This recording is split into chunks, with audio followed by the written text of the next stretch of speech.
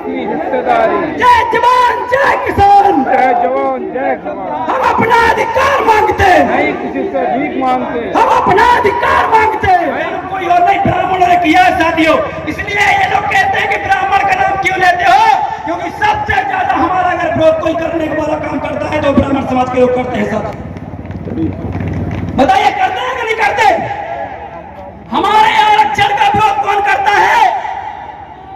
लेकिन ईडब्ल्यूएस आरक्षण का वही ब्राह्मण लोग क्या कर रहे हैं? सपोर्ट कर रहे हैं, जबकि सबसे कम नंबर वाला अब वो टीचर बनेगा, तहसीलदार बनेगा, कलेक्टर बनेगा। ये दोगली चौखट वाली राजनीति अब सामने आने लगी है, क्योंकि हमारे लोग ये जानने लगे हैं कि हम बाबा साहब भीमराव अम्बेडकर के अगर विचारों पे नहीं चले तो ऐसे ही कुचले जाएंगे जैसे धनोरा जी को कुचला है। अब धनोरा जी क्या है? बीजेपी पार्टी में, प्रीतम सिंह बीजेपी पार्टी में ये लोग थे। इनको लगता था अखंड भारत बनाएंगे, हमारा भी कोई कुछ होगा। लेकिन जब अखंड भारत की हैसियत की बात आई और इनको जब मिलने वाला रहा तो लात मार के बाहर कर दिया। साथियों बुरा मत मानना, मैं कहना चाहता हूं पिछड़े वर्ग के नेताओं से, आप आखिर गुलामी बीजेपी पार्टी कांग्रेस में कर क्यों रहे हो?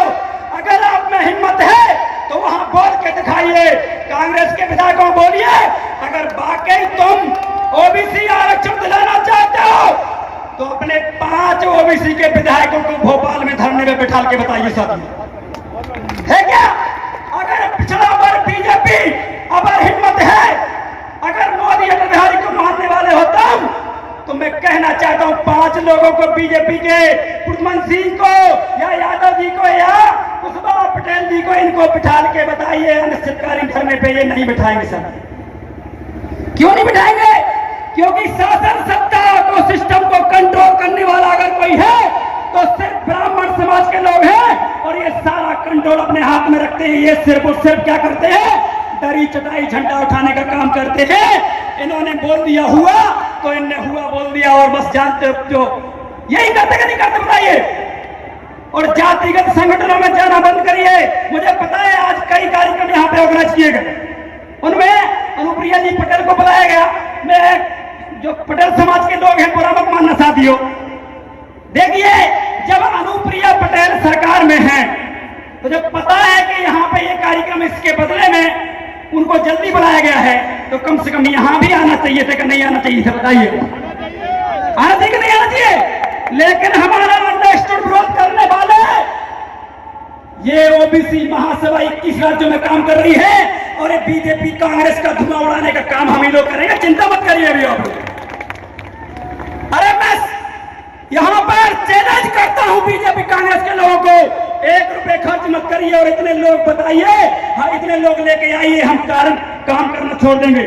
अरे 4 लोग नहीं ला सकते ये लोग अगर 10 लोग लाते हैं तो 20 लाख रुपए लगाने का काम करते हैं। ये तो वो लोग हैं जो अपने पैसे से आए हैं, इसलिए इनको मैं नमन करता हूं, धन्यवाद देता हूं। और एक बात और कहूंगा, आरक्षण की बात, 27% आरक्षण पे इन्होंने रोक लगा दी, 13% होल्ड कर दिया। साथियों कम से कम 6000 हमारे माता बहनें, जो हमारे भाई बहनें हैं, उनको नौकरी नहीं लगेगी, और इसका विरोध करने वाला कोई और नहीं।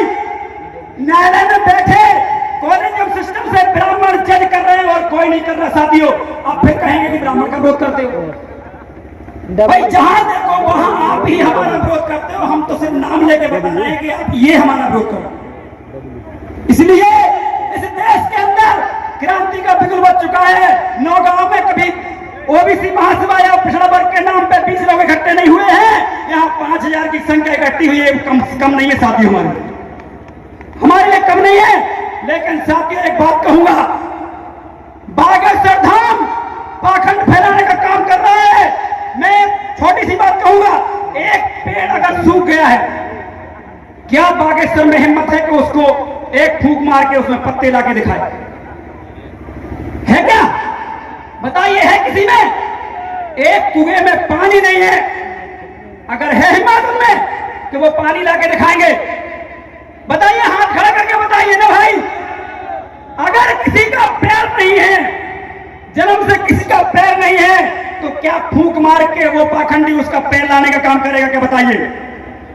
अगर किसी का कान नहीं है, कान, किसी की आंखें नहीं है, किसी का दिमाग नहीं है, तो क्या बागेश्वर धाम के पुजारी अधिकारी धीरेन्द्र जो ढाबा बाबा अपने आप को कहता है, जो ठकरी वाले कहता है, क्या हिम्मत है उनमें कि इनका नाक कान आंख लेके आके बताए ये लोग बीजेपी आरएसएस के लोग हैं। ये थोड़ा सा ये जो दिमागी जो आपकी बुद्धि का क्या संचार होता है उसको समझ लेते हैं। और आपको मैं बता देता हूं, जैसे मान लो इस विधानसभा में 4 लोग हैं जिनको लड़ना है ओबीसी की, समझना बात को। अब वो 4 लोग हमारी टीम के पास आएंगे तो हम क्या बोलेंगे, एक मान लो एक आ गया तो एक पहले वाले को हम बोलेंगे अच्छा काम कर रहे हो लेकिन लगे रहो, ठीक है ना, मैं बाबा बन गया, देख समझना बात, अच्छा काम कर रहे हो मतलब लगे रहो, ठीक। फिर दूसरा आएगा, फिर तीसरा व्यक्ति आएगा, वो कहेगा आप तो जीतने वाले हो लेकिन थोड़ी कृपा रुकिए, थोड़ा ये कर लो, ठीक है। और लास्ट वाला आएगा, उससे कहेंगे जनता बिल्कुल ऐसे लग रहा है कि बिल्कुल आज ही जिता दे, लेकिन आप अभी थोड़ा सा वक्त और है, इंतजार करिए। अब बताइए, 4 लोग उसी के पास गए हैं और उनमें से जब 4 में से एक जीत जाएगा तो बाबा का वो व्यक्ति ढोल बजाने का जाएगा, ओए देखो जीत गया, जीत गया, करेगा कि नहीं करेगा? एक ही जीता ना, और 3 वाले वो कुछ नहीं बोलेंगे क्योंकि उनको बोल दिया था थोड़ी सी कमी, थोड़ी सी कमी। तो ये बाबा लोग इस प्रकार से तुम्हारे दिमाग को हैंडल करते हैं। और बुंदेलखंड में तो सबसे ज्यादा यही कर रहे हैं, बच्चा नहीं है। अब बच्चा बिना पति पत्नी का हो ही नहीं सकता है, लेकिन ये पता नहीं कैसे कर देता है कोई दुनिया में मशीन है, लेकिन सांस कर सकती है, बाबा बाबा कुछ नहीं कर सकते। ये सिर्फ और सिर्फ अपनी कहानी भर के पैसा बैंकों में जमा कर रहे हैं। और हमारे ओबीसी एसटी मूर्ख लोगों को, जिन्होंने बाबा साहब भीमराव अम्बेडकर ने जो संविधान में दिया था कि आपको संविधान पढ़ना है और पाखंड छोड़ना है, मैं कहना चाहता हूं इसी बुंदेलखंड के लोगों से, आपको कभी रामायण पढ़ने दी क्या? हम बताइए, एसटी और एससी के लोग पढ़े क्या कभी? दूर बिठाते थे ऐसे, मैंने खुद देखा है। इनको मंदिर में नहीं जाने दिया, लेकिन आज इनको हिंदू बनाया जा रहा है। बताइए, जिनको मंदिर में घुसने नहीं दिया जाता वो हिंदू कैसे हो सकता है? बताइए मुझे। मैं जितने चाहे मंदिर बता दूंगा, यहाँ पे खुद आपके गांव में कई मंदिर होंगे जिनमें आज भी ब्राह्मण की दहशत में ओबीसी और एसटी के लोग अंदर घुस नहीं पाते होंगे। साथ में ये सिर्फ षड्यंत्र चल रहा है। धर्म की गद्दी पर बैठ के सिर्फ और सिर्फ धर्म की गद्दी पर बैठ के सिर्फ ब्राह्मणों की रक्षा की जा रही है। ये बताइए मुझे, अगर ब्राह्मण समाज सच में ईमानदार है तो जिन लोगों ने कोर्ट में ओबीसी आरक्षण के विरोध में ब्राह्मणों ने याचिका लगाई है, उसको हटवा के दिखाइए, तब जाने की आप हितैषी हमारे हो। है क्या? कोई नहीं है, क्योंकि 4,000 साल से लगातार तुम्हारा शोषण, अत्याचार, धर्म के नाम पे, पाखंड के नाम पे अत्याचार करके, और तो आप में भिड़ा के हो, तुम लोधी हो, तुम कुर्मी हो, तुम काची हो, तुम पटेल हो, कुशवाहा हो, तमाम प्रकार की 3,743 जातियों में उलझा के, 3,000 एससी की जाति में उलझा के 40,000 उपजाति के संगठन और 3,343 जाति के संगठन बना के आपस में लड़वाने का काम यही लोग करते हैं साथियों। इसलिए डरने वाला नहीं है, जिंद जाग चुका है।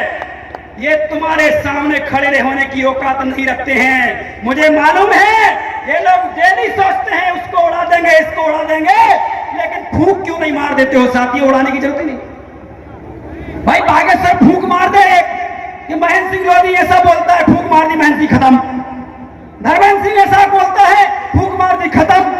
वो भी सब कुछ होता ही है, तो फिर काहे के लिए भैया आपके लोगों को आप बेकार में ज्ञापन दिलवाते हो, दुनिया भर की बात करते हो, ठीक है ना? इसलिए ओबीसी महासभा में जुड़िए। ये वो लोग हैं जो दिल्ली की सरकार गिरा सकते हैं 9 गांव से। चिंता मत करिए, ये बहुत भारी भीड़ है हमारे लिए। बहुत बहुत धन्यवाद। जय फूले।